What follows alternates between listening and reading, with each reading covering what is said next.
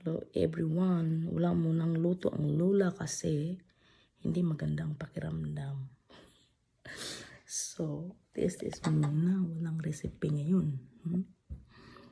At ito ngayon, maghanda at papunta na ng trabaho.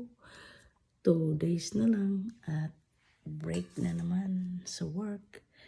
Hanggang January 2 ang balik. So, we have lots of times to make food. At alam mo na, mag-ano na naman, New Year. Alam mo na, New Year, maraming busy na naman. So, ayan lang guys. Take care. Uminom kayo ng yung mga naubo dyan. Kasi alam mo ng mga ngayon, uso naman ngayon ang ubo. So, ngayon ang mga inuubo dyan, uminom na lang kayo ng maraming tubig.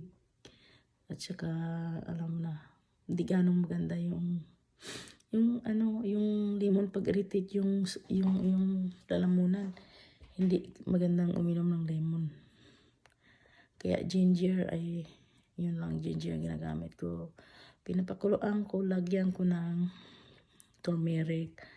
At saka, yung alam mo dyan, ang pinogrek seeds.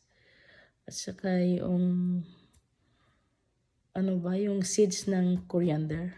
Yan, ang nalagay ko. Kaya, ayan, huminto na ng konti yung aking ubo. Minsan na akong ubo. Pero, yung lalamunan kong namamaos, andyan pa rin. So, ayan, ingat lang tayo sa panahon. At laging kailangan nakasuot ng yung balot ba. Ito meron pang ito, tapos meron pang jacket na makapal. Saka ito, kaya take care you guys. Bye-bye.